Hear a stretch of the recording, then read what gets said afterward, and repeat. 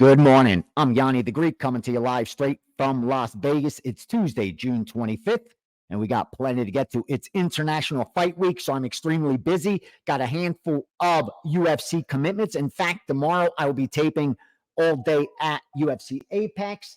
Then Friday, I will be at the UFC Expo at the Convention Center, hanging out, and also doing my show live from the podcast stage. I believe our time is 2 p.m. Pacific time. So if you're at the convention, make sure you swing by and say hello.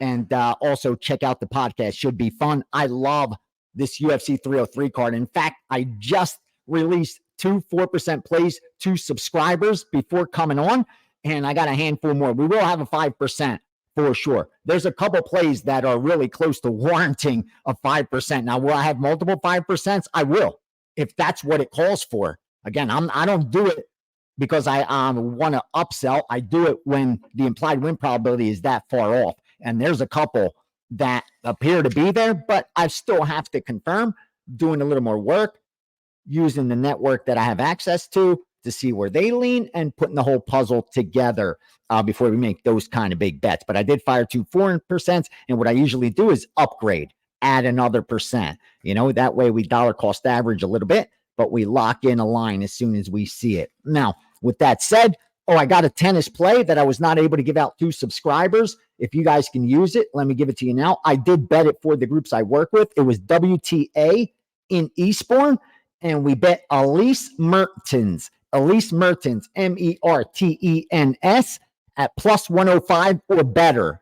105 or better against Jasmine Paolini.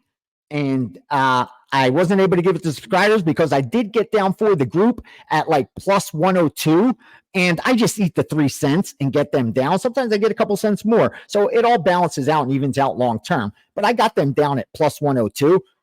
Immediately when I looked up again, it was at minus 105.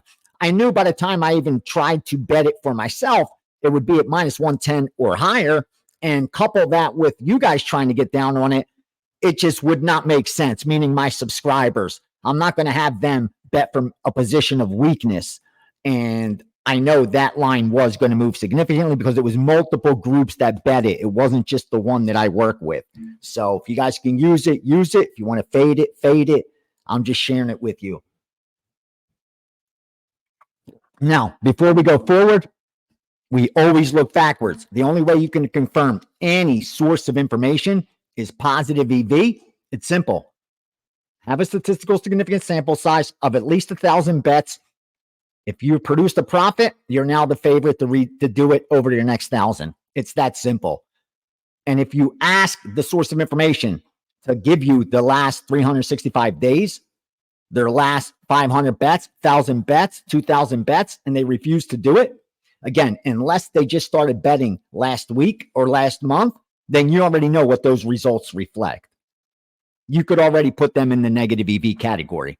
There's nobody, absolutely nobody on the planet sharing sports betting picks or selling sports betting picks that's going to hide the fact that they're up over the last 365 days. When we all know that less than 0.5% of the sports bettors on the planet can even do that. Not even 1% can, less than 0.5% can. So yeah, no one's hiding that much, I can promise you. So how did we do? Please don't take this as arrogance, because this industry will humble you quicker than most. And this market will really humble you very quickly. Meaning the industry will humble you quickly because you're only as good as your last bet. Meaning when you win, you're not going to hear it. No congratulations, no retweets, no likes, none of that stuff. No again, no hype. But when you lose, you're going to hear it. You will hear it right away. Even if you won 10 straight bets, when you lose that 11th and 12th, you're going to hear it. You're going to hear it. And that's just the nature of the beast in 2024 with social media and the internet. I'm good with it. I've been in there so long. My skin's thick as shit. People can say whatever they want. I could care less. The only opinions I actually truly care about are those of the people that I love, and those are the people I respect, who I want to respect me back. Those are who I care. everyone know, again, please don't take it, no disrespect, but I don't know. If I don't know you, and you don't know me, how's what your opinion of me is going to, make me think good or bad either way. But let's look over the last results. And please, why I was saying that is because we crushed it. What did you think was going to happen? I explained it over and over and over again. I guaranteed it that I cannot sustain a minus 10%, minus 20%, minus 30% return on investment. Just look at my long-term history. I've won 8 of the last 9 years, and I'm a favorite to win in this year. In fact, we're up in 2024. Remember that? Just a week ago where we were? That's why you can't time the market. All those that crossed the street because I was cold, we recovered, and we're just on the way up. We're just on the way up. Now, anyone that just signed up over this last weekend, slow down. I'm not your personal ATM. I'm not this good either. Just like I wasn't that bad. I'm just keeping it real. I'm good enough to turn a profit and be in that 0.5%, but I'm not a 21% ROI guy. And over the last 7 days, we've won 64 units at 21% ROI. Nobody's a 21% ROI guy over 1,000 bets. Now, I'm doing, it's over 100 bets. So that's a decent sample size. I'm proud of that. And it shows me where we're heading now. Like we already, the chopping's not going to happen. We went straight down in a straight line. And just like I always said, nothing goes up in a straight line. And that's why you need to have a trader's mentality and not hold forever as certain things. And with sports betting, that's just it. That's the bottom line. Like you're going to have swings. And if you really are winning sports better, then obviously you want volume because you have the edge. The more money you put into play, the greater your profit's going to be. But remember, we want to keep a low risk of ruin. So to do that, we have to bet small in relationship to our bankroll. So how do we offset that? How do we turn a big profit if we're betting small in relation to our bankroll? We fire volume. That's why I bet multiple markets. Luckily, I have a network of groups and individual wise guys who bet different markets. I'm able to move their stuff, bet on top of it, and use it with my subscribers to profit. If I was just doing one sport or just had one group, that wouldn't be possible. We may have to take more risk to make the profit we've made. And I don't want to do that. But luckily, we don't have to. We have more than enough volume, and that's what you want. The only time you don't want volume is if you're a losing sports bettor or you're underfunded. The only time subscribers have ever bitched about volume is because they ran out of money to bet. Like they bet 10 plays on Saturday morning, and then I send out 4 more and their bank is at 0. Dude, that's not my problem. That's not my fault or my problem. I told you, our goals need to be aligned. And my goal is to turn a long-term profit, to win as much money as possible, year in, year out, to put my capital at work while minimizing my risk of ruin. I do that balancing act. I do it very well. You could do it too. You need access to winning information. We have that. And manage your risk correctly. That's on you. That's on you. You do that, you're a mathematical certainty to turn a profit. Numbers don't lie. Here, let's look now over the last 365. Remember, I was out of the top 5. Out of the top 5 just a week ago? Guess who's number 1 now over the last 365? Yeah, you're looking at him. Number 1 in profit over the last 365. 2% ROI.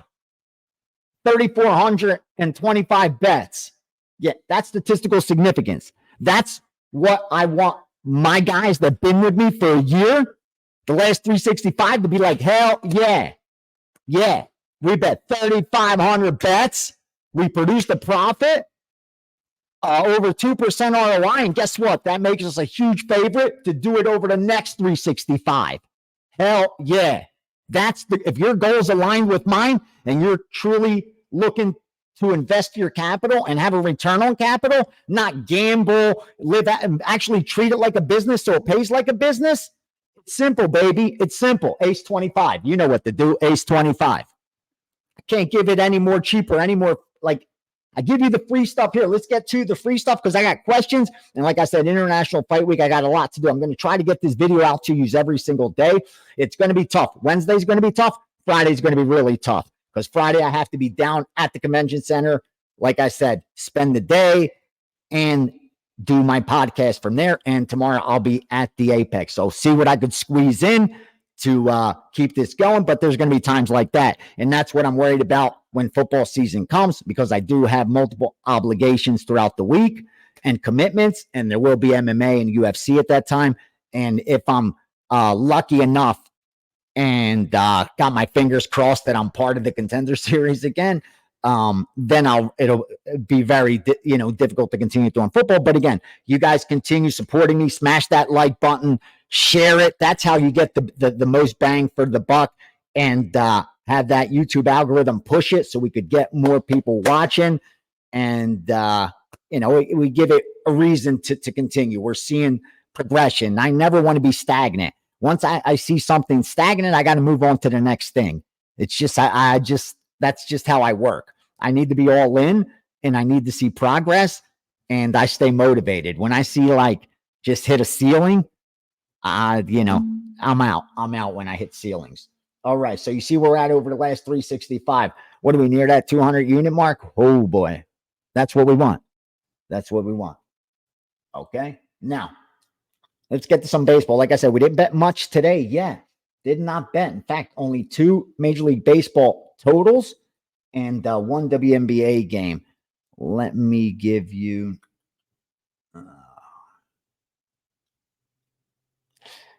that one moved already. That's the problem. I don't know if you guys will be able to get it. I'm just going to give it to you guys here. We're on Texas.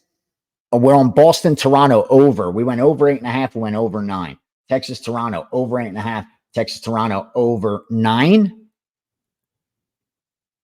And we also went over in Texas, in Boston, Toronto over, and Texas, Milwaukee over. Forgive me. Those are the only 2 overs that we actually bet. We bet over 8.5, 9 in both of them. Texas, Milwaukee, and Boston, Toronto. The only difference is we also went over 4.5 at up to minus 125 in the first half, Texas, Milwaukee. And we also were willing to take over 5, but at plus money. Over 5 at plus money.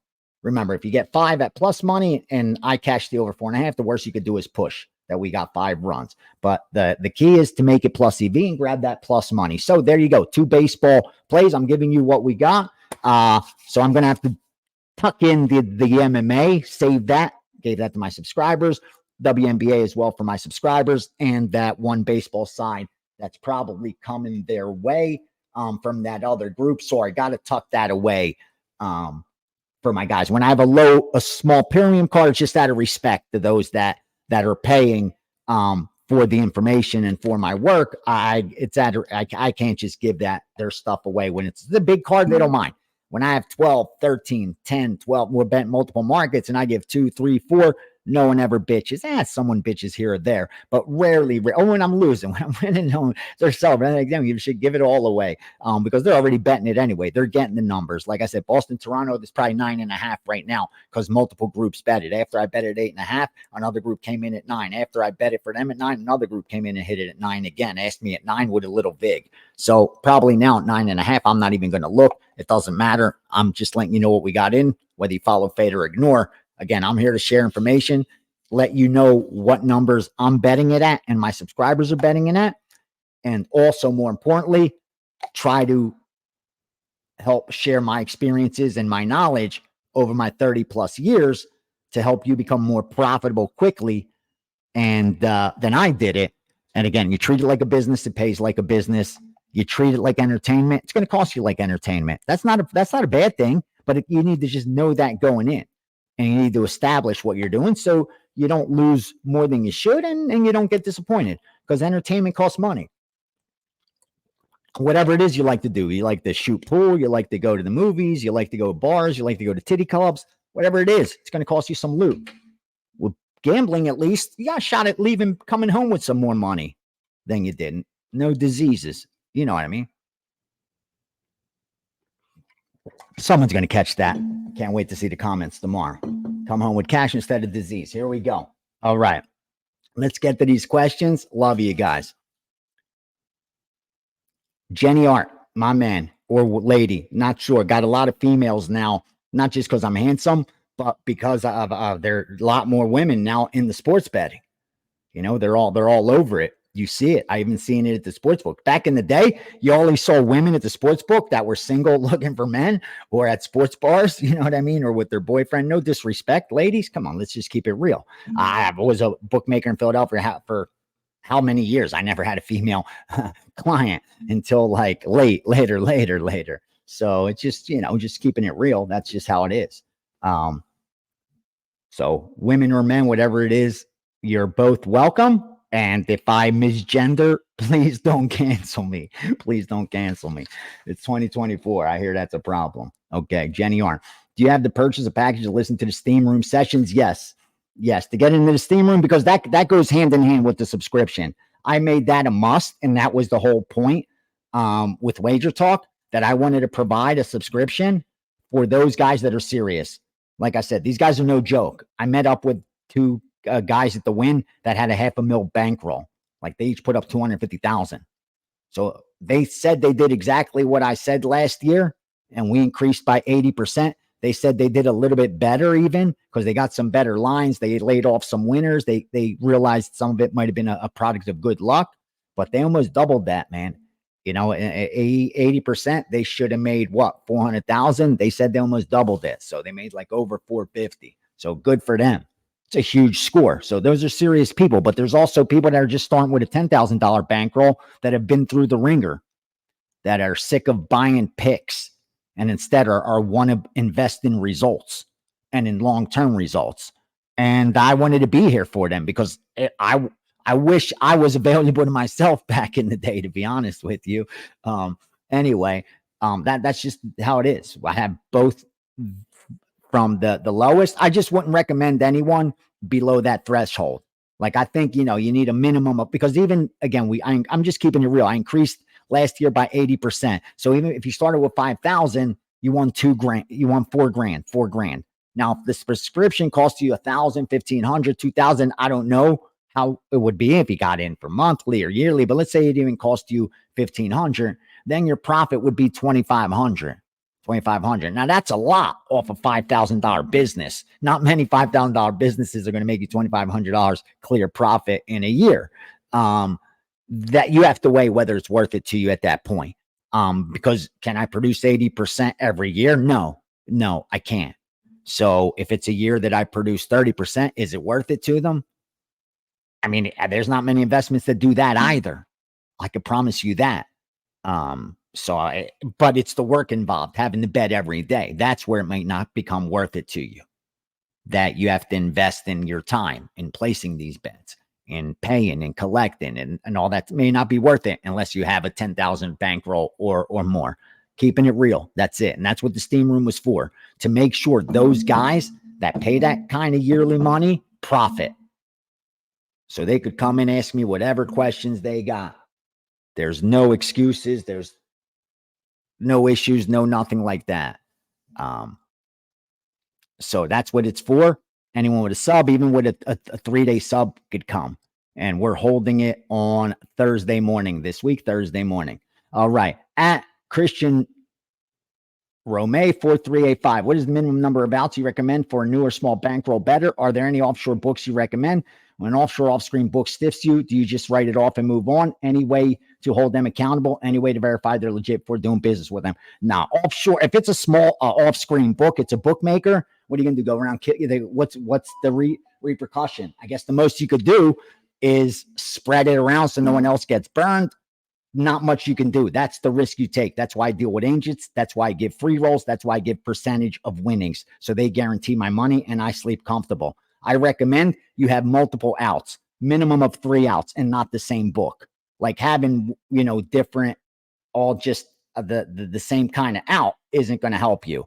You want to have types of different outs. You want a sharp out like Bet Online, a square out like DraftKings, and then maybe a credit out. Those would be 3 decent to start off. If I was just starting with that, that's decent. That's a good start. You're well ahead, probably 75% of sports bettors. just by having those 3 accounts, And I'm not recommending any book, but I do work with Bet Online. And like I said, they're the ones that I know give sharps the limit they give anyone else. They don't kick us out. They originate a lot of the MMA, which I love. And like I said, I've had a great relationship with them. So I highly recommend Bet Online. Let them know Gianni the Greek sent you. Again, they don't give me anything for that, sending people over there. But they do promote, sponsor, or they are the lines for our podcast on Fight Pass for one of them. Just letting you know that. But I would stick to the bigger names. They have so much to lose. They're not going to stiff someone for $5,000, $100,000 when they're making billion a year. So I would stick to the bigger ones. I wouldn't stick to Jimmy two-time whatever .com. I'm going to have to let that pass. We got to move this on. That's actually an important call. All right. Jeffrey Moore, 2779. Are there any good plays in Vegas left for good rules to play blackjack? And those are the reasons I got a blackjack professionally, unfortunately. Absolutely. Absolutely. High limit. Any high limit. They have the fairest rules. But then even $25 tables, Red Rock, Station Casinos, great games. Mirage was a great game. You stay away from automatic shufflers. You stay away from casinos that don't deal deep. You know what to look for. It's out there. Trust me. Card counting isn't front and center. Sports betting is. No one cares about card counters. So they're lax. The rules aren't. There was a time when all those movies came out about the MIT group and the books that they were looking out for people learning to count cards. That's gone. That's 20 years ago. Now it's all sports betting. So trust me, it is very much worth it. If you haven't done it in a while, Jeffrey, do it. Mirazume kati merina adelfe. My man wrote it in Greek. Love you, Neil Siri. Love it. Question. We know you coined the word sprinkle. Yes, I did. You could go back to the podcast over 15 years ago. I was saying sprinkle a little something on that money line. I started that at pregame with Gil Alexander, who's you guys know from VSiN. I was on his podcast, Beating the Book, which was a daily podcast and one of the best NFL podcasts back then, for sure, because he was one of the first ones, and still is great, still is a phenomenal, but there's just a lot more of them, and sprinkle is being coined then, for sure. Can you please, the uninitiated meaning, when to use it, how to use it? A good sprinkle of info on the sprinkle. I got you, brother. It's just, if you're going to bet a dog, you want 2 things from the dog. You want to know it's going to give you 60 minutes of effort because the back door will always be open. So they have to have a reason to play. Number 2, you want them to have a chance to win outright. Now, obviously, if they're a 20-plus point dog, they're probably not going to win outright. But most times, you want to believe they have the possibility to win outright. So if that's the case, you want to take advantage of that and sprinkle a little something on the money line, because we know that the point spread comes into effect so little, especially even in the NFL. So you want to sprinkle a little something on the money line. What I like to do is, depending on the money line, how strongly I feel about the game. But upwards of 5% to 10% of the bet at most, I will sprinkle on the money line for sure. Almost automatically. And long term, it's really increased my ROI. All right. R. Martinez, 7186. My book offers open parlays and teasers. Can you please educate us on how you would maximize this option, as it seems great to me? Or is this still a sucker bet? No, it's not. It's a sucker bet because it's not correlated. I mean, it's still negative EV. The positive of it is you're not forced to put them in that day at that time. So you can wait for a good number to put your bet to close your parlay, or wait for a wrong number in a teaser to close your teaser. So much better than normal parlays and normal teasers. I much like open parlays, open teasers better, because again, you choose when to close them, which gives you the chance to wait for an inefficient number, not forced to close it that day or whatever. But you're still dealing with payouts that aren't true odds. The hitting a 2-team parlay, the true odds, I think, are 6.5 to 1, almost 7 to 1. I mean, a 3-team parlay is 7 to 1. You only get 6 to 1. So they already have the built-in edge. That's where it becomes negative EV. But again, it is better. All right. Mark Satharis. Do you ever dabble in UFC futures? Not really. No, not really. The pools of future bets, the hold is just too high because they're pools.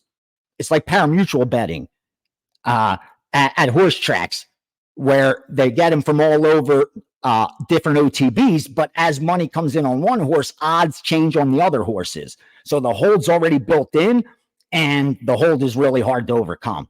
Upwards some of 50%. And most people don't even realize it. Like, oh, I'm getting 10-1 on this future. Good bet. But the hold on it is just so high. It's just not a good bet. That's why, to be honest with you, I just don't dabble with it. How bad will 2029 be? Well, we still have air conditioning. Recreational player 1119. I don't know about air conditioning. If you'll still want to be able to turn it on because of the power bills.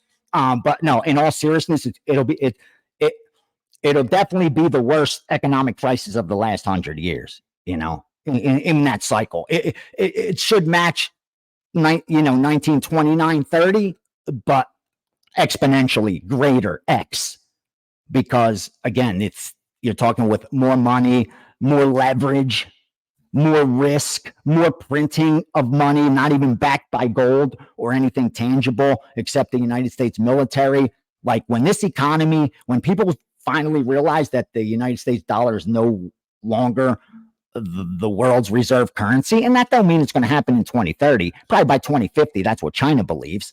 But with the economic crash of 2029 and 2030 coming, it's going to get really bad. Like it is to where one of the smartest guys I know, honestly, if I had to rate top 3 investors and traders that I've met and trust the most, and believe me, I've traveled to meet guys. I've paid, like I said, $8,000, $10,000 in seminars to meet some of the world's most elite traders and proven traders and investors. Once I had capital, I wanted to know what to do with it. And honestly, his exact words to me were, Ace, if the economic system survives, he's like, we'll be lucky. Like, it's could get really bad, dude. We think it can't. We don't realize. We think we're just like nothing could happen. But believe me, they thought that before World War II. They thought that before World War I. They thought that before the crash of the Roman Empire, the Greek Empire, the Chinese Empire, so many in Africa, so many empires, dude. So many empires never thought the end was coming for their reign. And America's had a long reign with the US dollar being more or less the reserve currency of the world. And we know that is usually lasts like 100 years. No one holds it forever. So yeah, we are right now the most powerful. So we'll feel it the least, but it's going to be bad, dude. You could just the math.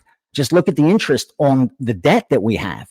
It is now surpassing what we spend for our military. That's just the interest. Not bringing down the debt.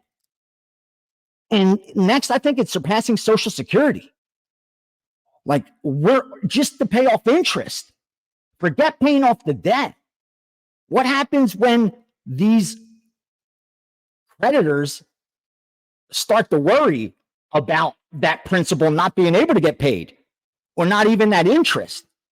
Dude, that's going to rock the financial world. Like, just look at that debt clock. Look at that. Just Google it. Just look at the debt we're in. And then look at the interest rate where we're at. You know how much interest we're paying just on debt? The only thing that could fund that is what? Wars. What else is going to fund that? Productivity from people? Are you kidding me? What, we're going to grow to GDP? That's going to fix it? Dude, you know what's coming, man. Come on. I hope I'm wrong. I pray to God. I swear to you, I hope I'm wrong. It's just, dude, I'm a man of history. I read a lot. I was supposed to be a nerd. Hey, some things happened in my life that changed that. But I read a lot. And all I see is history repeating itself constantly. Was it coincidence? We had the 1918 flu or the 1919 whatever flu it was. And then 100 years later, we have COVID. Now, is it coincidental? Is it cycles? I don't know.